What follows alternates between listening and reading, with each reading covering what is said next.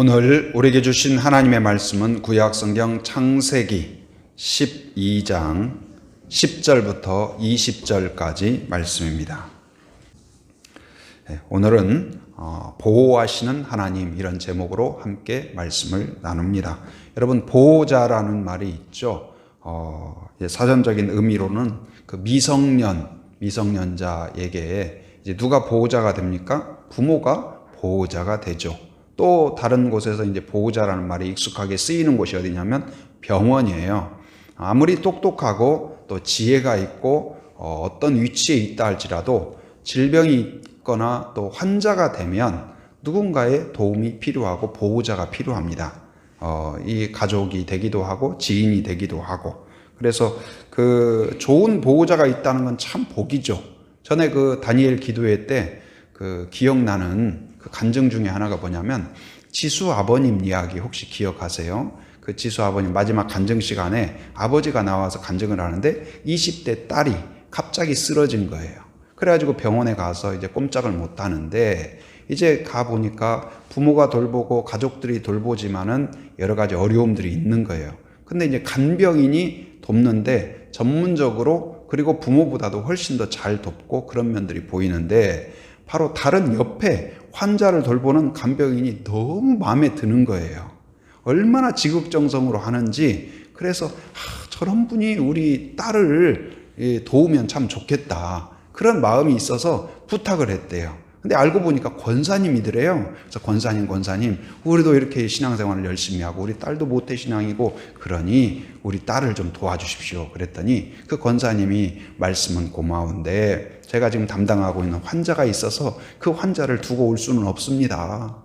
그래서 참 안타깝기는 하지만 이 장로님과 가족들이 그날부터 기도를 했대요. 하나님, 저 권사님 우리를 도울 수 있게 해주십시오. 아니, 너무 마음에 드니까.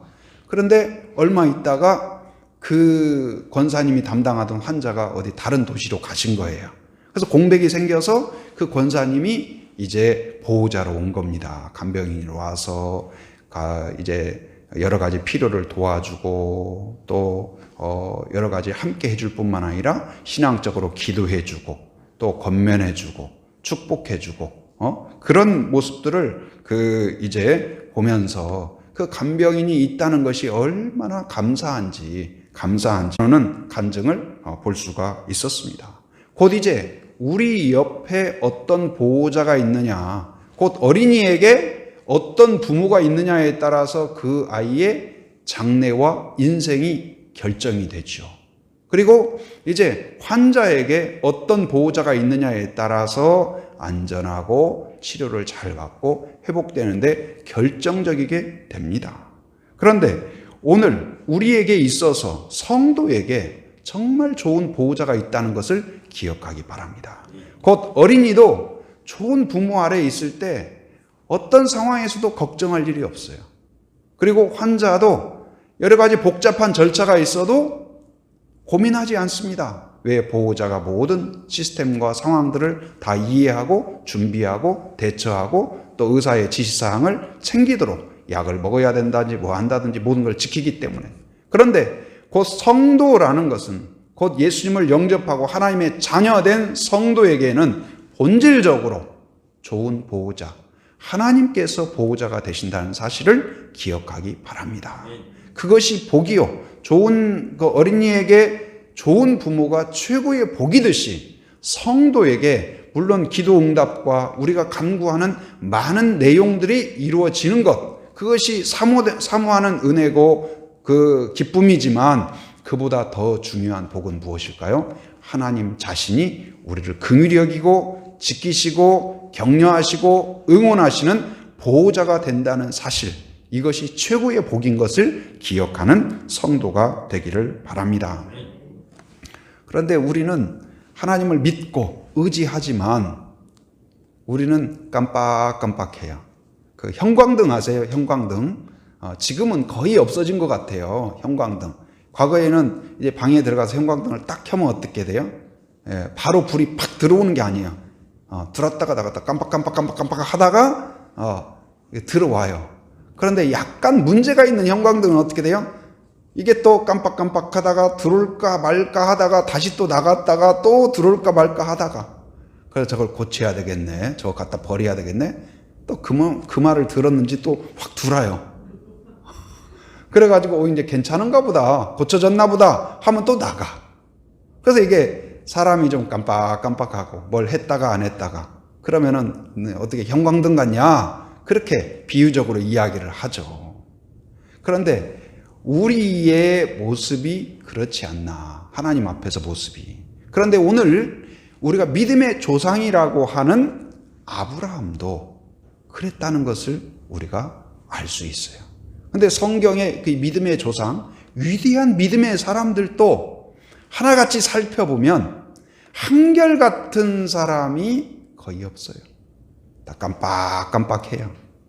근데 오늘 이 창세기 12장도 어떤 내용이냐, 믿음의 조상인 아브라함의 아주 극과 극의 모습을 보여줘요. 하나는 그가 부름을 받고 택함을 받고 온전한 헌신으로, 정말 하나님이 기뻐하는 헌신으로 순종을 하는 그런 모습을 보여주는가 하면, 또 다른 한편은 뭐예요?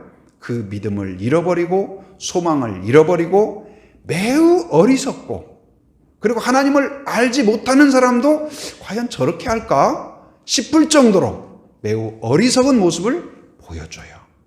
그런데 아브라함만 그럴까요?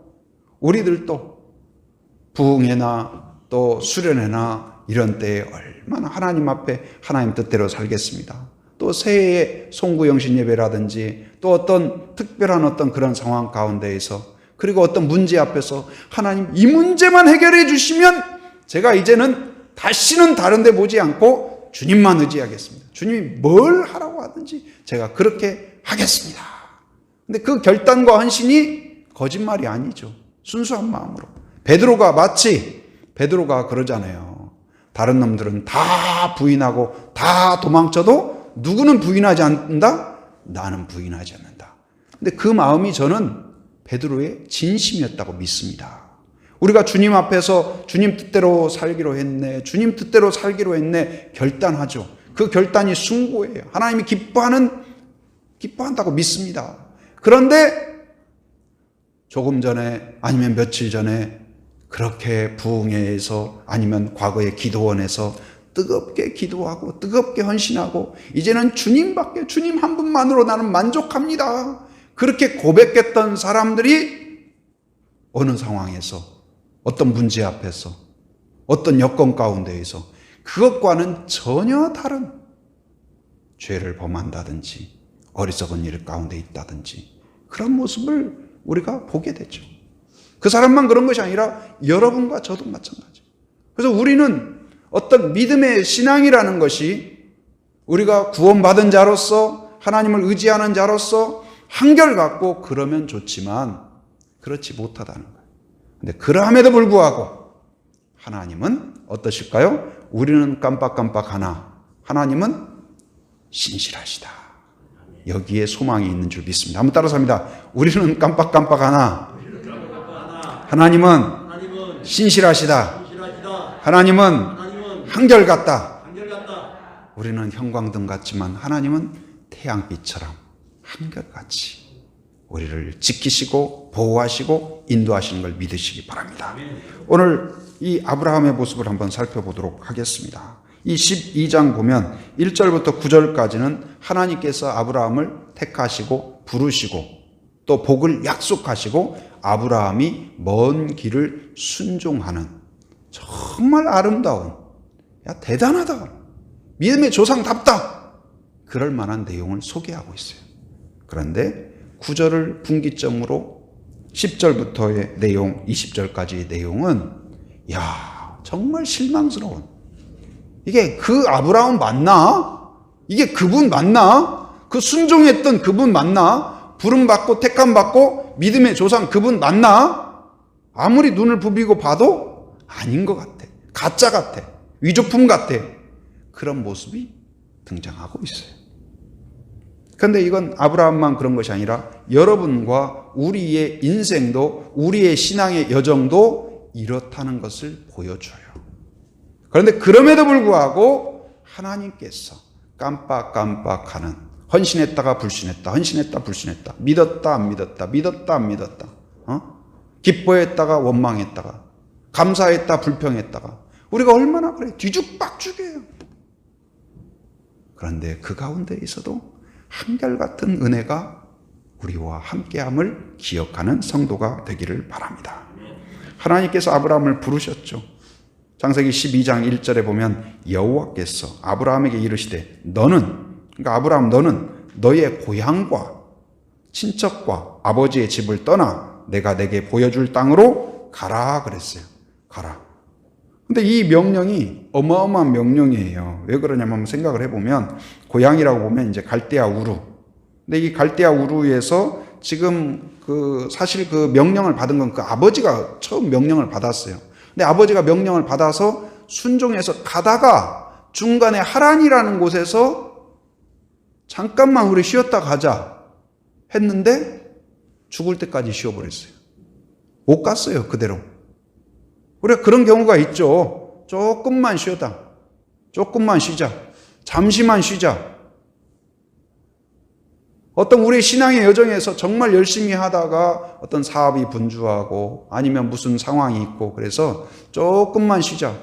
그런데 한 주, 한 달, 1년, 그래서 조금만 방학하자 했는데 몇십 년간 방학한 사람도 있다니까요. 이게. 그런데 그런 상황이었다가 다시 하나님께서 아브라함을 다시 부르셨어요. 그리고 아브라함에게 다시 명령하셨어요. 약속의 땅으로 가라. 그래서 여기 하란에서 다시 약속의 땅 가나안, 오늘 그 아브라함이 도착한 세겜까지 이르르는데 이 거리를 한번 살펴보니까요. 그 자료들을 보니까 약간 분분해요. 근데 이제 이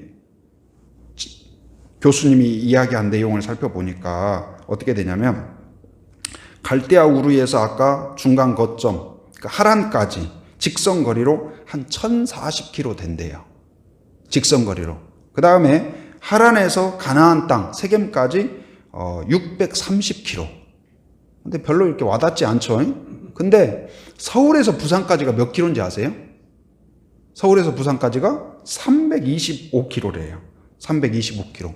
그러니까 이거에 직선거리인데 이것이 그 당시에는 뭐 길이 직선이었겠어요? 길도 있고 없고. 그리고 그 와중에 얼마나 많은 산적도 있고 맹수도 있고 길이 없어지기도 하고 얼마나 머나먼 여정일까요?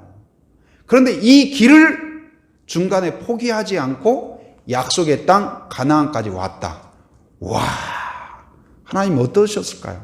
이 아브라함을 보면서 기뻐할 만하지 않아요? 복 주실 만하지 않아요?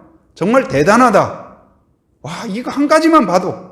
그런데 아브라함의 이 헌신을 하나님이 받으시고 그의 인생을 책임져 주신 줄 믿습니다.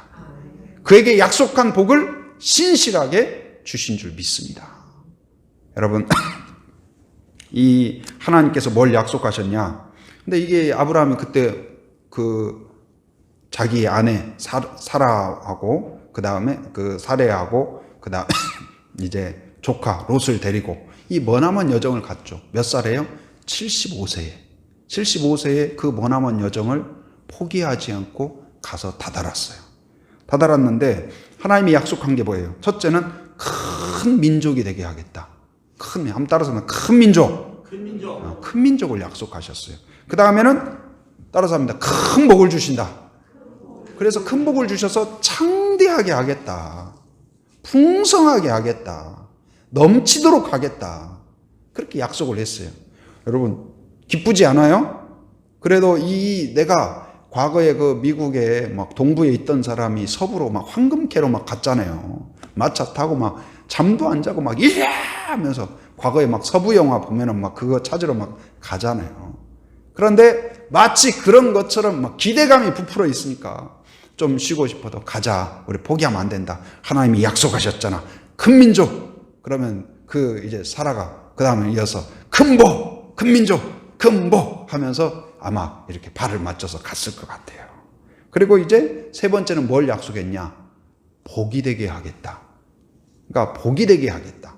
그러니까 너를 좋아하는 사람에게는 복이 임하고 너를 거부하고 너를 미워하는 자에게는 복이 없을 것이다. 곧 이제 복을 받는 정도가 아니라 복을 누리는 정도가 아니라 네 자체가 복이 되게 하겠다. 와, 놀랍지 않아요? 여러분, 우리가 예수님을 영접한다는 것은 우리가 복을 받을 뿐만 아니라 복이 된다는 사실을 기억하기 바랍니다. 그런데 이 아브라함에게 주신 약속은 뭐냐? 바로 이 복이 되시는 분은 누굴까요? 하나님이 그런 분이에요. 하나님은 우리에게 복 주시는 분, 좋은 것을 주시는 분, 그 정도가 아니라 복 자체이다. 우리를 사랑하시는 뿐만 아니라 사랑 자체예요. 바른 일을 행하시는 그 정도가 아니라 진리 자체예요. 곧 예수님은 바로 그런 분이에요. 예수님은 복 자체입니다. 진리 자체입니다. 사랑 자체입니다.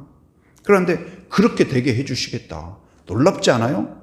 야, 고생길, 그래도 고생스럽지만 가볼만 하지 않겠어요? 그래서 결국 어떻게 해서 정말 고생했을 거예요. 고생했을 거예요. 그리고 드디어 약속의 땅까지 도착을 했어요. 와, 그러면 천군 전사들이 빰빠라밤 하면서 환영하고 거기에 이 천군 전사가 아브라함 드디어 도착했습니다. 박수! 그러면서 그대를 위하여 하나님께서 예비한 선물을 공개하겠습니다. 1번 당신의 이 토지 문서 여기 있습니다. 그래야 되는데 딱 도착해 보니까 상황이 어떤지 아세요? 그때부터 현실이 보이는 거예요. 현실이. 뭐가 보이냐? 큰 민족이 된다겠는데 나한테는 지금 상황이 어때요? 남들이 있는 아들 하나가 없는 거예요. 아들이 안 생겨요. 아들이 안 생겨요. 그러다 보니까 하루 가고 이틀 가고 1년 가고 2년 가고 이게 점점점 그게 맞나? 잘 들었나? 진짠가? 의심이 가기 시작해요. 흔들리기 시작해요. 되새되기 시작해요. 그리고 바로 이 두 번째는 뭐였어요? 큰 복을 주시겠다. 그래서 창대하게 하겠다. 그런데 약속의 땅에 도착했는데 땅 한 평도 내 것이 없어요. 땅 한 평이. 창대는커녕 집 지을 100평이라도 있어야 할 거 아니에요. 농사 지을 땅 뭐 밭 조금이라도 있어야 될 거 아니에요. 내 소유가 하나도 없는 거예요. 와, 이거 하나님한테 뒤통수 맞은 거 아닌가? 우리 죽을 고생하고 여기까지 왔는데 괜히 왔나? 고향에 그대로 남아있을걸. 그런 생각도 들었을 수 있을 것 같아요. 그 다음에 세 번째가 아까 무슨 복이었어요? 복이 되게 하겠다. 복의 통로가 되게 하겠다. 그런데 이미 그곳에는 누가 살고 있었냐? 원주민들이 살고 있었어요. 가나안 족속들이 살고 있었어요. 그래가지고 이 아브라함이 오히려 네가 거기에 주인이 되게 한다고 그랬는데 이리 치이고 저리 치이고 눈치 먹고 이건 늘 텃세가 심해가지고 살 수가 없는 거예요. 살 수가 없어요. 그 현실 가운데에서 그러다 보니까 이제 기대감을 갖고 감사한 마음으로 기쁨으로 순종하며 왔던 그 약속의 땅이 복된 땅이 아니라 원망의 땅이 되고 불평의 땅이 되고 믿음의 땅이 아니라 의심의 땅이 되고 퇴색되는 땅이 되고 만 거예요. 그래서 여기에 보니까 그 12장 8절 맨 마지막에 보면 8절 맨 마지막에 어떻게 되냐면 여호와의 그러니까 그곳에 도착해서예요. 지금 아브라함이 약속의 땅에 도착했을 때 어떻게 했냐? 그곳에서 그러니까 이 가나안 땅 세겜에 도착을 했어요. 그래서 그곳에서 여호와께 제단을 쌓고 제단을 쌓는다는 건 뭐예요? 노아가 방주에서 처음 내렸을 때 한 일이 뭐예요? 제단을 쌓고 제물을 올리고 하나님께 제사를 올려드렸어요. 그러니까 이것은 우리가 하나님을 만나는 방식이에요. 하나님이 기뻐하는 방식이에요. 하나님이 예배를 기뻐하십니다. 그래서 예배는 다른 어떤 것과도 비교할 수 없는 거룩한 행위예요. 사람이 할 수 있는, 하나님께 드릴 수 있는 최고의 거룩한 행동이 뭘까요? 예배예요. 그 제사를 기뻐하셔요. 그래서 이 노아가 방주에서 나와서 제사를 드린 것처럼 아브라함이 그곳에 도착을 해서 그 감사의 제사, 기쁨의 제사, 믿음의 제사를 올려드립니다. 얼마나 감사해요. 그런데 그리고 거기서 여호와의 이름을 부르더니 그랬죠. 여호와의 이름을 부른다는 건 뭐예요? 감사의 찬송을 올려드린 겁니다. 기도와 간구를 올려드린 것입니다. 믿음의 고백을 올려드린 것입니다. 전능하신 하나님, 여호와의 이름이 뭡니까? 전능하신 하나님, 신실하신 하나님, 거룩하신 하나님, 그 영광의 찬송을 올려드린 거예요. 그런데 아브라함이 딱 거기까지예요. 딱 거기까지예요. 거기에 문장이 여호와의 이름을 불렀더라. 그렇게 끝나야 돼요. 근데 안타깝게도 어떻게 되냐? 여호와의 이름을 부르더니 뒤에가 좀 이제 뭔가 좀 끝이 그래요. 부르더니 하면서 어떻게 해요? 점점 남방으로 옮겨갔더라. 점점 남방으로 옮겨갔더라. 그러니까 힘들고 보이는 것이 뭔가 이 하나님이 약속한 거하고는 전혀 맞지 않는 것 같아요. 그러니까 기다리지 못했고, 그래서 조금 옮겼어요. 조금 피했어요. 남쪽으로. 그러니까 어제 있던 자리에서 오늘 있는 자리가 조금 이제 멀리서 보이기는 해요. 그러니까 별로 큰 차이 아닌 것 같아요. 그 다음날 또 조금 갔어요. 그 다음 달 또 조금 갔어요. 그러니까 이제는 원래 있던 곳이 희미하고 안 보여요. 산 너머에 있어요. 또 조금 옮겨요. 조금 옮겨요. 근데 우리의 신앙이 그렇게 숭고하게 결단하고 하나님을 의지하고 그런 때가 있는가 하면은 이렇게 조금씩 이런 이유 저런 이유로 거리 두고 떨어지고 뭐하고 어제하고 오늘하고 별로 차이 없는데 그냥 그런데 점점 남방으로 옮겼더라. 그러지는 않나요? 여러분, 이런 이유 저런 이유 또 코로나 때문에 여러분 점점 남방으로 옮겼더라. 그렇지 않기를 바랍니다. 그런데 때마침 우는 사람에게 그 따귀를 때려준다고 뭐가 생겼냐? 오늘 읽은 본문 10절에 보면 그 땅에 무엇이 들었다? 기근이 들었다. 기근이라는 것은 이제 가뭄과 기근 같이 오잖아요. 그래 농사가 안 돼요. 그러니까 뭐가 어떻게 돼요? 먹을 게 없어요. 굶주림이 시작이 돼요. 근데 이것은 단지 그러다 보니까 하나님의 약속, 그 풍요와 풍성함과 장대함하고는 너무 거리가 있는 것 같아요. 그래서 하나님에 대한 불신이 막 커져요. 이제는 괜히 왔다. 막 후회가 커져요. 믿으나 마나? 별거 없네. 인생이 오히려 하나님 때문에 꼬였네. 그렇게 생각했는지도 모르겠습니다. 응? 그런데 이 기근은 단지 먹을 것에 대한 기근뿐만 아니라 아브라함의 마음에도 이미 기근이 왔다는 사실이에요. 하나님에 대한 제사의 기근, 감사의 기근, 하나님의 이름을 부르는 기도의 기근, 찬송의 기근. 여러분 어떤 상황 가운데 있어도 하나님 앞에 기근이 없기를 바랍니다. 이 건강한 아이는 어떨까요? 100점 맞아도 제일 먼저 엄마에게 엄마 100점 맞았어요. 그런데 어려운 일이 있어도 엄마에게 제일 먼저 상의를 합니다. 여러분 어떤 상황이 있어도 하나님과 나 사이에 기근이 없기를 바랍니다. 마음의 풍성함으로 하나님을 부르고 여호와를 의지하는 그런 성도가 되기를 바랍니다. 그래서 그가 점점 남방으로 옮긴 이유는 기근 때문이기도 하지만은 가나안 족속을 피하는 이유도 있겠지만 그의 마음에 그리고 그가 들은 소문이 무엇이었을까요? 남방에 있는 어디에 대한 소문을 들었을까요? 애굽에 대한 소문. 화려한 도시, 풍성한 도시. 그곳이 나의 진짜 낙원이지 않을까? 우리 꿈을 이루는 곳이 되지 않을까? 어차피 그것도 타양, 이것도 타양. 그러니 그곳으로 가자 해서 오늘 짐을 싸서 가는 내용이 오늘 본문의 내용이에요. 그래서 결국은 이제 오히려 그 가나안 땅에서 피폐해지고 믿음을 잃어버리니까 답답하고 원망의 땅이 되었던 그들이 바로 애굽으로 내려갈 때 아마 기대감을 갖고 다시 갔을 것입니다. 그런데 문제는 무엇일까요? 애굽이 가까워지면 어때요? 더 소망이 생겨야 되지 않나요? 애굽이 가까워지면 더 기뻐져야 되지 않나요? 그런데 애굽이 가까울수록 이 아브라함과 사라의 마음에는 두려움이 엄습해요. 그러니까 하나님을 떠나서 우리가 뭔가 새로운 약속의 땅을 바라보며 갈 때 처음에는 그것이 복이 될 것 같고 좋은 것이 될 것 같지만 그러나 그것에 가까이 갔고 내가 그 안에 들어간다고 해도 우리가 원하는 평안이 거기에 없다는 거예요. 진정한 평안은 누구에게 있을까요?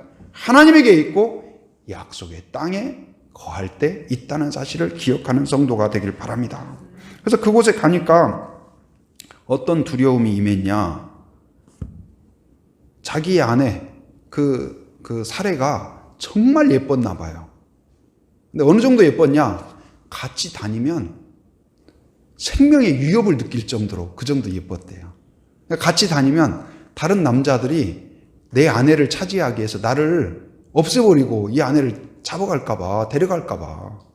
그 정도로 부담이 되고. 그래서 예쁜 아내는 복 아니에요? 최고의 복 아닌가요? 그동안 감사했잖아요. 그런데 하나님에 대한 믿음이 없어지자 그 감사가 오히려 나의 가장 위협적인 존재가 돼요. 가장 내 원망이 돼요. 나 당신 때문에 이제 죽게 되었다. 뒤바뀐 거예요. 그래서 그가 작전을 짜죠. 어떻게 해요? 바로 이 묘수가 있구나. 앞으로 너는 이 사라한테 그렇게 이야기하면 사라한테 나의 동생이라고 해라. 여동생이라고 해라. 그래서 사람들이 누가 물어보면 누구라고? 그래서 연습도 했을 것 같아요. 누구? 여동생. 누구? 여동생. 누구? 여동생. 절대로 실수하면 안 돼. 아내라고 하면 안 돼. 남편이라고 하면 안 돼. 나를 누구라고? 그래서 오빠라고 해라. 한번 불러봐. 오빠. 아마 그랬을 것 같아요. 그래가지고 갔어요. 근데 아니나 다를까 애굽에 가니까, 이집트에 가니까 사람들이 이 사라를 보면서 그날 삽시간에 소문이 번진 거예요. 그래서 사람들마다 막 와 심지어 어느 정도냐, 궁궐에까지 소문이 났어요. 고관들까지도 이야기 주제가 뭐냐, 나라를 어떻게 통치할 것인가, 정치, 경제, 문화 이런 게 아니라 와, 이야기 들었어요? 국무총리님 이야기 들었습니까? 무슨 이야기요? 사라 이야기요. 사라. 가나안에서 온 사람. 너무 예쁘다는데요. 근데 그 이야기가 왕과 대화 가운데에도 그 이야기가 주제가 될 정도로 얼마나 예뻤을까요? 그래서 결국은 어떻게 됩니까? 이 사례를 아브라함이 넘겨요. 왕에게 넘겨요. 그리고 대신 거기에 많은 것을 얻게 됩니다. 많은 것을 얻게 돼요. 바로 이제 그 16절에 보면, 16절 한번 읽어볼까요? 16절 같이 시작. 이에 바로가 그로 말미암아 아브라함을 후대함으로 아브라함이 양과 소와 노비와 암수 나귀와 낙타를 얻었더라. 그러니까 아내를 넘기고 지금 받은 것이 이런 거예요. 그래서 드디어 가나안 땅에서는 하나님이 약속한 것을 하나도 얻지 못했는데 여기서 와, 진짜 내가 거부가 되었네. 거부가 되었어요. 그리고 사라는 어땠을까요? 팔려간 줄 알았는데 뭐 후궁이었겠지만 왕비가 된 거예요. 아마 그러면 그대로 이야기가 진행된다면 아브라함은 거부가 되어서 이집트에 또 예쁜 여인들을 부인으로 많이 맞이했더라. 아니면 사라는 왕비가 되어서 매일매일 온천수를 즐기고 피난 옷을 입고 최고의 향수를 뿌리면서 즐거워하더라. 그러나 그곳에 누가 계시지 않아요? 하나님 계시지 않죠. 그리고 하나님의 약속은 끝나버리는 거예요. 그런데 하나님은 그렇지 않았어요. 이 아브라함이 묘수를 내고 아브라함의 계획대로 가는 것을 그대로 두지를 않았어요. 하나님이 간섭하십니다. 어떻게 간섭하셨을까요? 17절 같이 읽어봅니다. 여호와께서 아브라함의 아내 사레의 일로 바로와 그 집에 큰 재앙을 내리신지라. 하나님이 개입하십니다. 우리가 순종할 때뿐만 아니라 하나님을 떠나 있을 때에도 하나님이 개입하셔요. 그래서 돌아오게 하십니다. 깨닫게 하십니다. 질책하시고 알게 하시고 다시 약속의 땅을 기억하게 하시고 믿음으로 돌이키게 만들어 주셔요. 여러분과 제가 오늘 이 자리에 앉아 있는 것은 우리의 신실함 때문이 아니에요. 우리는 어떻게 한다고요? 깜빡깜빡 한다니까요. 성경에도 이런 인물이 많아요.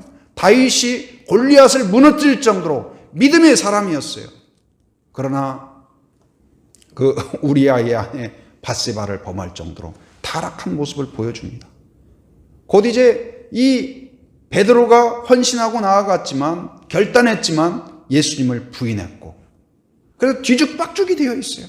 근데 그럼에도 불구하고 그러한 사람들을 한결같은 사랑으로 한결같은 긍휼로 한결같은 신실함으로 우리와 함께 하신다는 사실을 기억하는 성도가 되기를 바랍니다.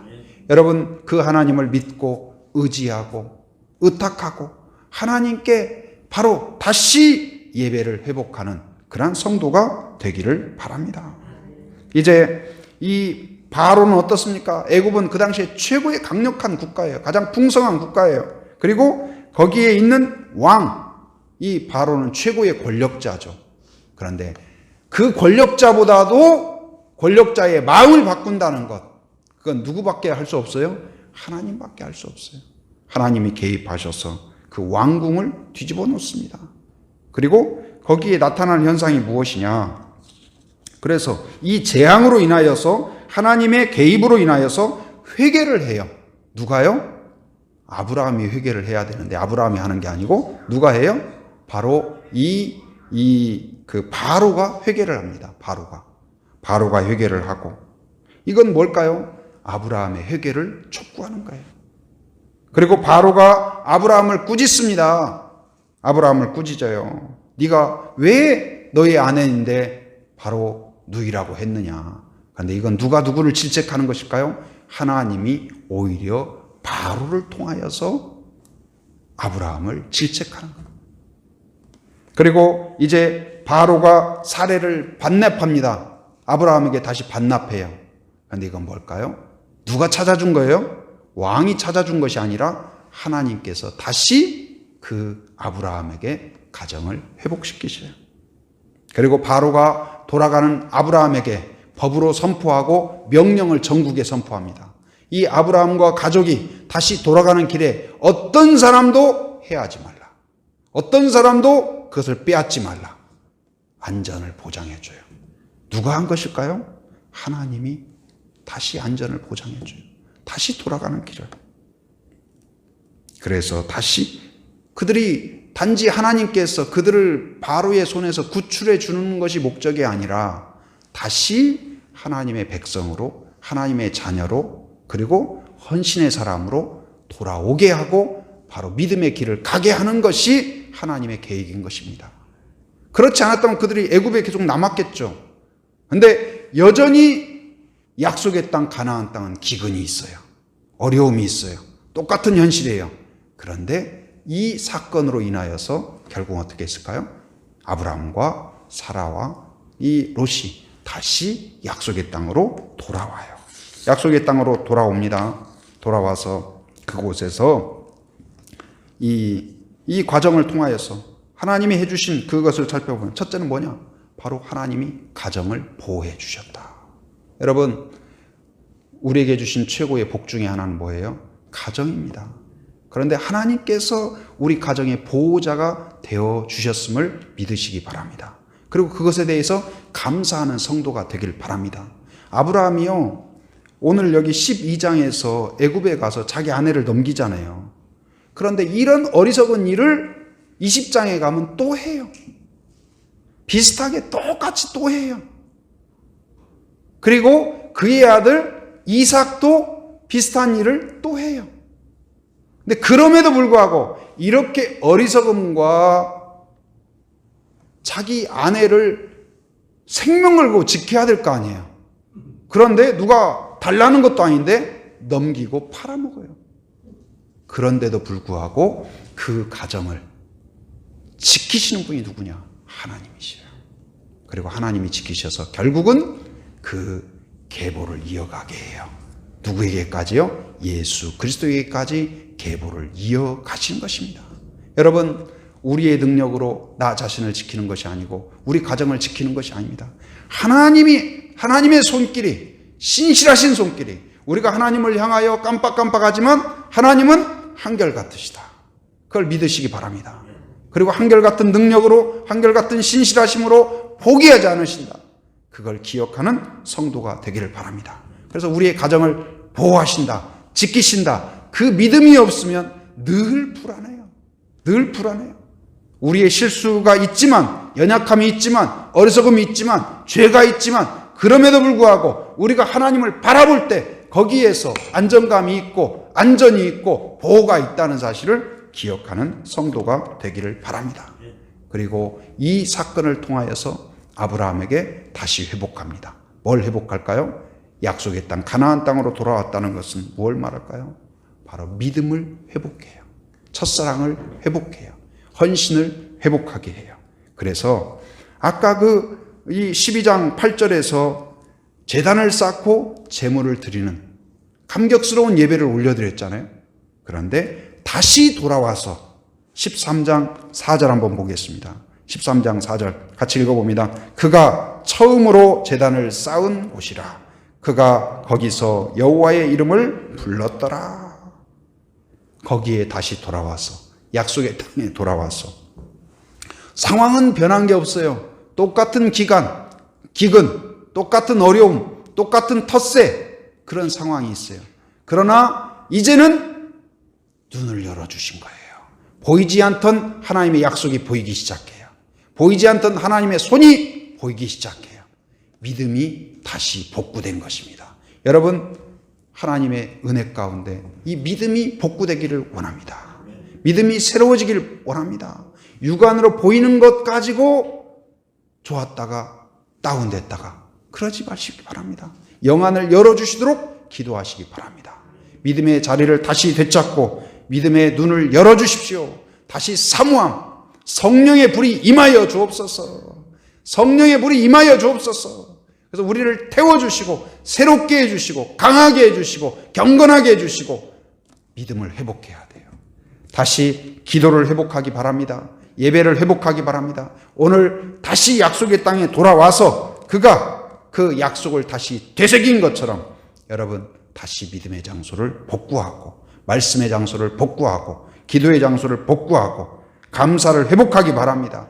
은혜를 회복하기 바랍니다. 거기서 여호와의 이름을 불렀더라 한 것처럼 기도를 회복하는 여러분이 되기를 바랍니다. 지난 금요일 날 이제 겟세마네 기도에 그렇게 또 별명을 지어봤습니다.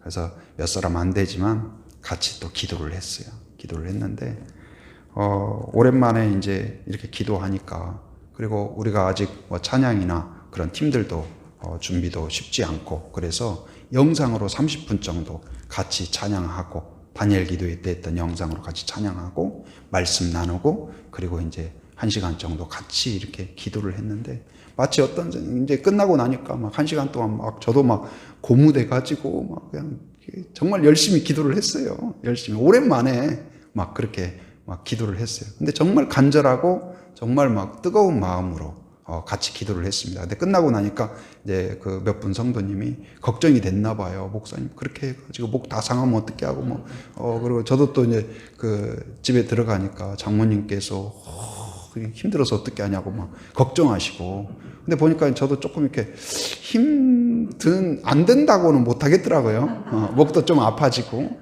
그런데 마음에는 이루 말할 수 없는 감사가 있는 거예요. 이루 말할 수 없는 평안이 있는 거예요. 그리고 그 영적으로 주는 어디에서도 얻지 못하는 그 신선함. 마치 그 도시의 매연 속에 있다가 어디 저 강원도 산골이나 저 한라산 어디 깊은 속에 들어가서 피톤 치듯 막 빵빵 터지는 데에서 그 숨 쉬는 느낌. 너무 감사하다. 바로 이거구나. 우리의 평안은 문제가 해결되는 데 오는 것이 아니고 하나님과 함께하는 데서 오는구나. 그걸 깨닫게 돼요. 여러분, 어떤 상황 속에서도 약속의 땅을 버리지 마는 것이, 안 버리는 것이 하나님의 계획입니다. 기근이 있어요. 어려움이 있어요. 그러나 그 자리를 지키고, 여러분 기도의 자리를 지키고, 말씀의 자리를 지키고, 예배를 지키고, 여러분이 간절한 마음으로, 헌신의 마음으로, 뜨거운 마음으로 식지 않도록 성령이여 나의 가슴을 뜨겁게 하여 주옵소서. 불을 내려 주시옵소서. 나를 태워 주옵소서. 내 안에 있는 의심을 태워 주시옵소서. 그런 성도가 되기를 바랍니다. 바로 그 복, 약속한 복이 오늘 두 가지를 나눴죠. 바로 우리는 깜빡깜빡하나 하나님은 어떠시다고요? 신실하시다.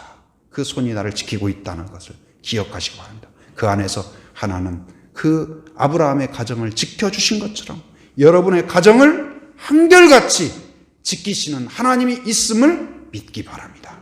거기에 평안이 있습니다. 그리고 여러분의 믿음을 하나님이 지켜주신다는 사실. 하나님을 바라보기만 하면 돼요. 따르기만 하면 돼요.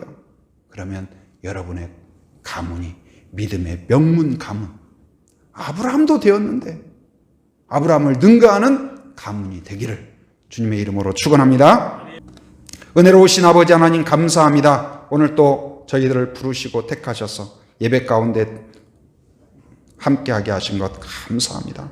오늘 아브라함의 이야기를 통하여서 우리의 모습을 살펴봅니다.